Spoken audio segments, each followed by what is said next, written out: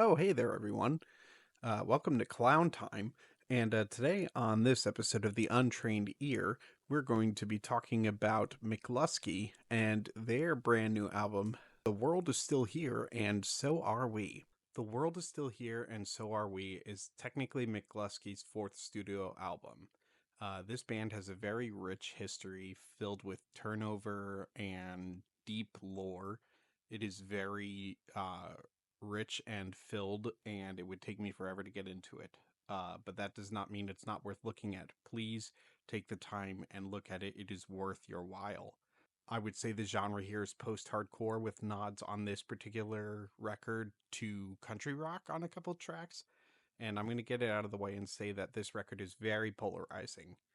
Um, as a result, when we get into the critical portions, my critiques are not in my traditional slight critique style. They are instead, unfortunately, very significant gripes.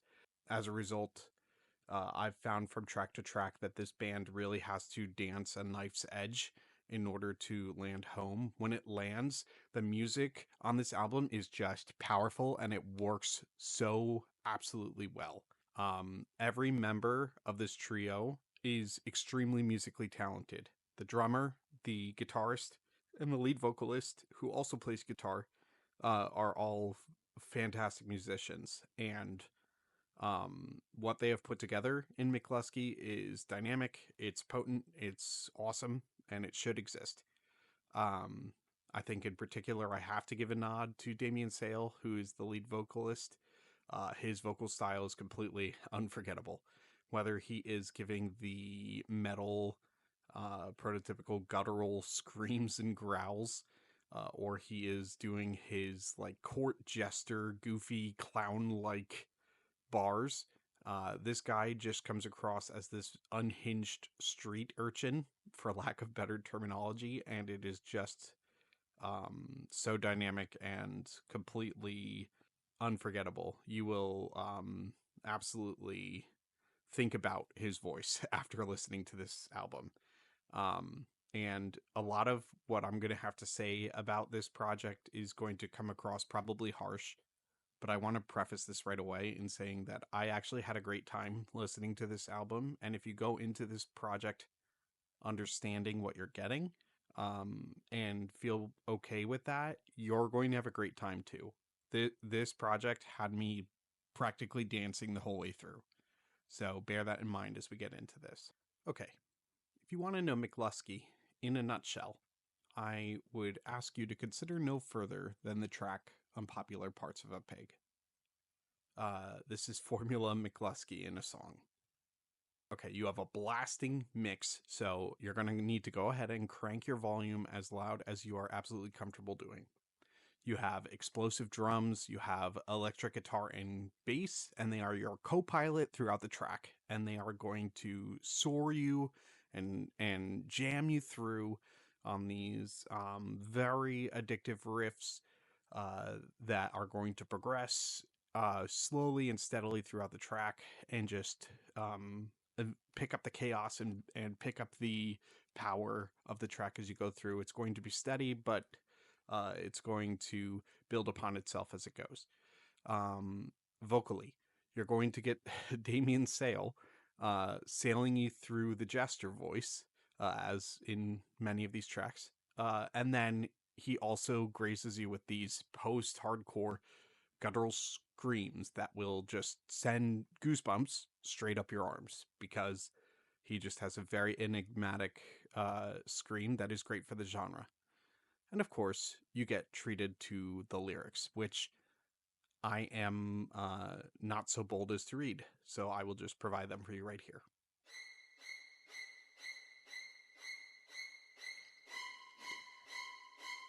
It is a simple formula. It's very potent. I am not going to analyze the lyrics on this one, but rest assured that this band does have things to say. And if you want to dig in and rip these tracks apart from that angle, you can probably get something from it. Um, I don't always think they're trying to be that serious.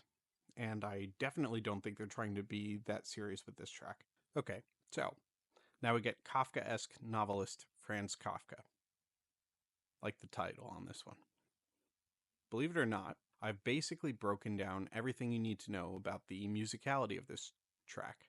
There is one major difference, which is that the pace is quicker. What I really like about this track is that the pace is quicker. This is because what McLusky really likes to do across the vast majority of tracks on this project is repeat lyricism quite a lot. And what really fits that lyrical style is an exaggerated pace. It actually fits really well with the pacing of this song, and I think it pays off nicely. Want to see the lyrics to this track? I got you covered. Take a look. So, yeah, that's Kafkaesque novelist Franz Kafka. Okay, we got The Digger You Deep, and this track's got bars in it like this one. I like that one. They have this one too. Pretty cool line. I also like the chord progression in this one.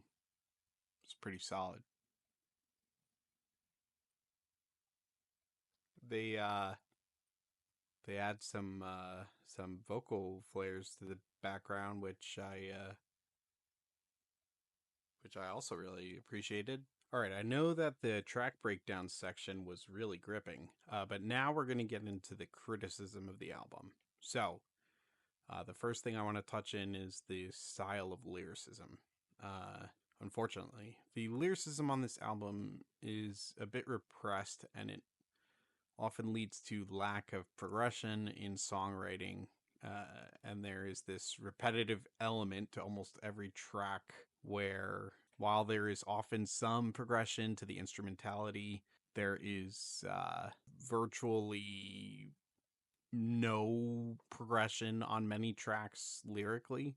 I have examples, and prefacing this with like, I understood by like the third track that this was kind of going to be the thing with McLusky and with this album, and I was absolutely down for it. Like, I understood their like MO, and I'm cool with that. Like, it's the kind of album we were getting. But like, just to provide an example of what we were dealing with lyrically, I pulled out a little piece for you here. So here's like a little chorus, post-chorus section. Eats up about a minute on a 2-minute track. So yeah. I mean, you get some development instrumentally, and unfortunately the development instrumentally was, only a slight progression. And again, like, within the context of the genre, like, this is a breakdown piece, like, the prolonged emphasis on the hardcore breakdown is like is just like kind of a staple in the genre. But when you're getting this track after track after track after track, it's just kind of exhausting. So, we're just lacking a little creative depth. I have to say it. I'm sorry. Um, okay, another piece here. I came across these lyrics and I couldn't help but snort. I'll give them to you right here.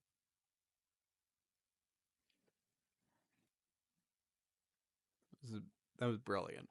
Very good. Moving on. So now, prefacing this one, they are a 3-piece unit. I get it. These guys are working hard.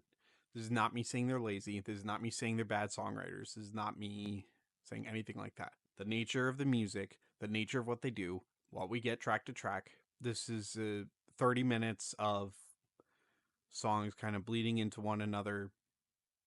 It gets a little bit samey.